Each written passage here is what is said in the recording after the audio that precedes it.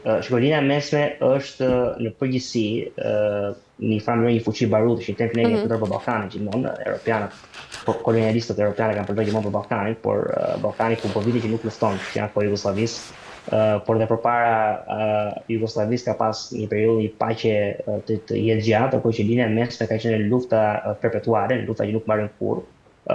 Kuptohet që ka faktor stabilizues, janë këto petroshtetet e gjirit, për Arabia Saudite, Katari, Emiratet e Bashkuara Arabe, që pavarësisht rrolit të tyre të mirë apo të keq në rajonet të caktuara, perceptohen si aleat amerikan. Nga ana tjetër kemi Izraelin, që padyshim është protektorati amerikano-evropian në lidhjen e mesme, dhe sigurisht kemi edhe vende që janë ose të destabilizuar ose në destabilizim e sipër. Pra Libani për shembull ka vite që është i destabilizuar.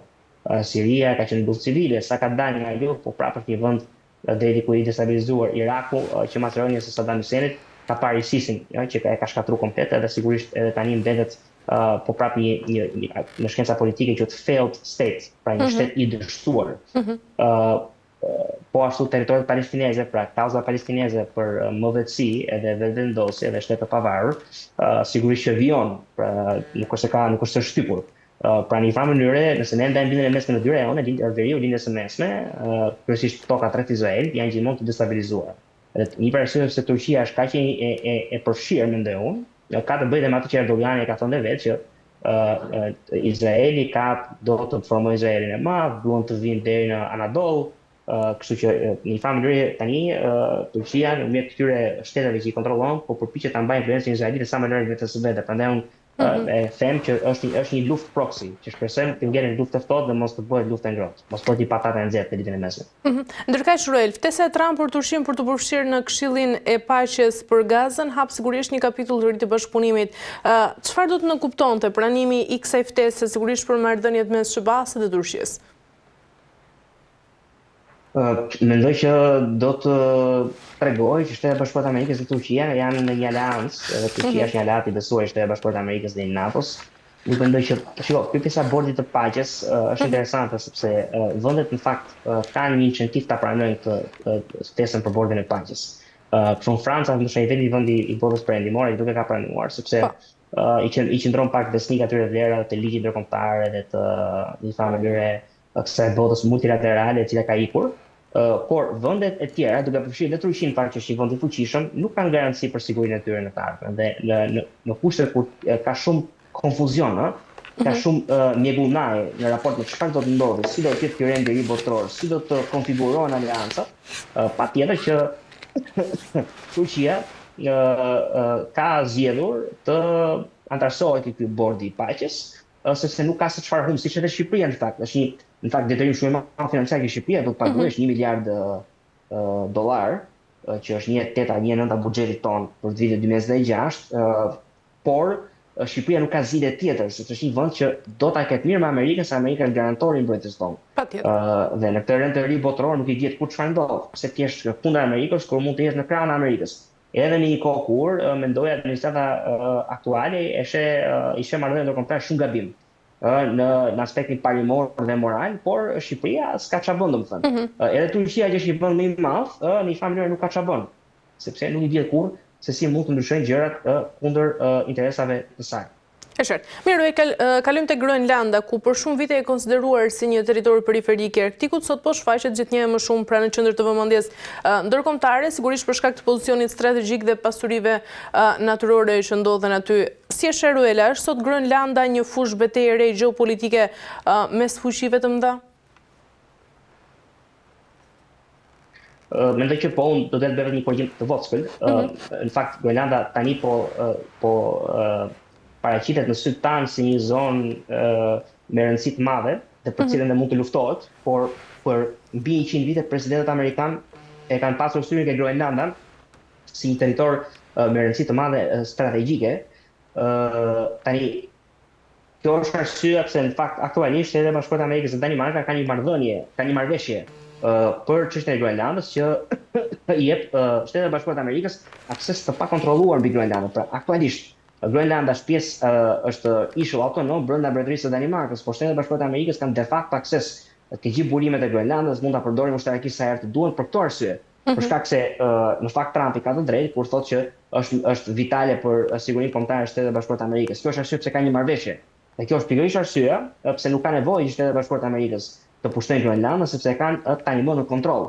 Që kjo është thjesht një ego e presidentit Trump që ai të bëjë dhe ndoshta marrëveshjen e real estate-it e pronave të paluajshme më të madhe në historinë e tij si një ish tregtar real estate-i, edhe të blejë Groenlandën, që për mua është një gjë që do të sillte më shumë të hija sa të mira, sepse do të rrezikonte frakturinë ose shkatrimin e NATO-s. Problemi këtu qëndron që Shtetet e Bashkuara, administrata aktuale e Shtetet e Bashkuara të Amerikës, administrata aktuale e sheh NATO-n si pavlerë. Ato nuk e thonë këtë gjë, por ky është realiteti.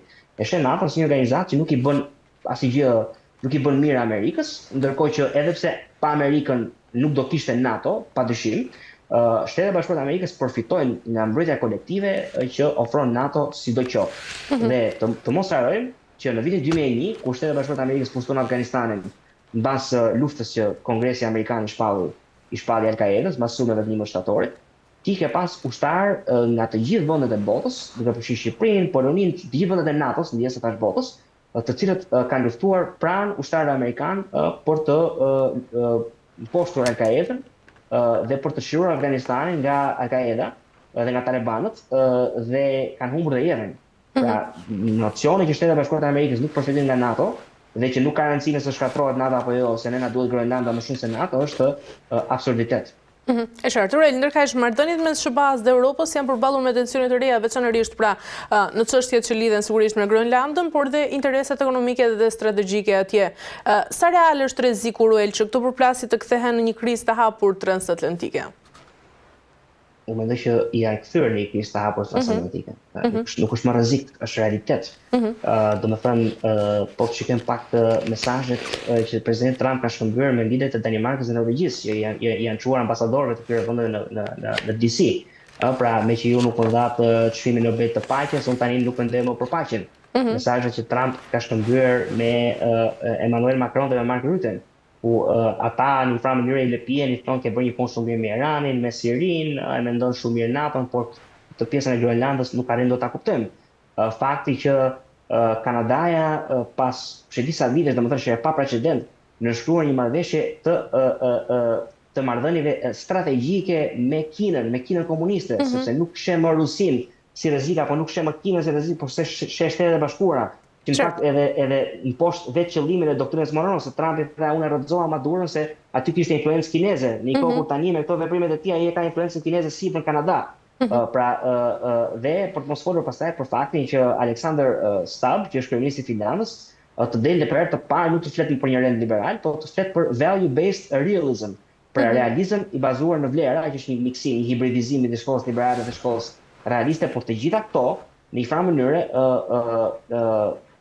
fut pas edhe faktin që dje në Davos Howard Lutnick, që është sekretari i Tregtisë së Bashkuara të Amerikës, e tha qartë që globalizmi ka dështuar, që është çmenduri edhe në vetvete, është komplet tezë idioteske, se sipas ka, domethënë arsye se unë po futem në linjë sot me tyr se nga këtu ku jam është se globalizmi ka bërë të mundur këtë gjë. Në gjithë atë temë tjetër, por të gjithë tona tregojnë që ka një çarje, ka një krisje të madhe brenda perëndimit kolektiv ose asaj që quhen organizatës transatlantike. Ndërkaq, Aurel, a mendon se tashmë edhe Rusia bëj përdor këtë situatë për të dobësuar dhe unitetin euroatlantik? Po sigurisht është domethënë çdo mend që Putini është shumë i gëzuar tani. Shumë i gëzuar sepse administrata amerikane bie dakord me të në Ukrainë. Ai thjesht po vazhdon të avancojë të marrë territor sa më shumë, sepse do vi një moment që prap ai do tolerohet, do marrë një marrëveshje të mirë, kështu që mund të vijojë të luftojë të marrë sa më shumë territor, ta vë veten në një pozitë më të favorshme, dhe pse jo në një moment të thojë që unë tani kam të drejtë ta kollaboroj gjithë Ukrainën dhe amerikanët ja japin administrata aktuale. Nga ana tjetër kuptohet që Rusia ka për qëllim dominimin e Evropës. Evropa nuk është më sferë influencë amerikane. Amerikanët duan hemisferën perëndimore dhe linjën e mesme. Europën mund t'ia lënë dhe Turqisë dhe ndjes Rusisë. Dhe në këtë kuadër Bashkimi Evropian është shumë i friksuar, se Bashkimi Evropian është hegemoni e Europës. Nuk mund të jetë Rusia hegemoni e Europës. Dhe këtu ka një përplasje.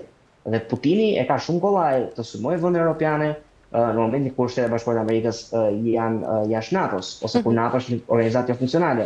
E ka shumë kollaj të sulmojë vendet europiane ose të polarizojë, të përçajë në momentin kur në një farë mënyrë brenda kontinentit ka qasje të ndryshme në raport me politikën e jashtme, domethënë ti ke edhe ekstremin e djathtë, edhe ekstremin e majtë. Në Evropë të dyja ekstremet, të dyja skajet, që janë kundër idesë së riarmatimit të Europës, e janë kundër pavarësisë energjetike dhe ekonomike të Evropës. Duan që të mos ketë sanksione ndaj Rusisë, këto janë të gjitha sponsorizime të Moskës. Është shumë e qartë domethënë këtë gjë. Por pastaj edhe fakti që Trumpi po ja bën shumë të lehtë. Pra nëse Putini nesër do të sulmojë Estonin, e ka precedentin, sepse thotë, ore, kur një vend i NATO sulmon një vend të NATO-s, pse një vend jo i NATO-s nuk sulmon ato një vend të NATO-s. Pra çdo mund që i shkon në favor shumë Rusisë.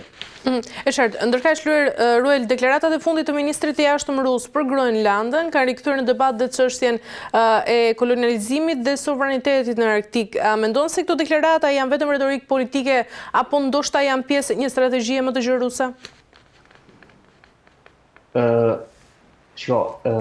Rusia në një farë mënyre kaluar të gjithmonë me të kartën e rendit botror sovranist. Pra Rusia respekton sovranitetin e vendeve, respekton kulturat atyre vendeve, nuk kërkon të bëjë ndërrime e regjime siç bëjnë amerikanët që heqin një diktator për të vënë një qeveri më fragjile, po që është demokratike në letër etj. Kjo është një farë mënyrë brendi ndërkombëtar i Rusisë.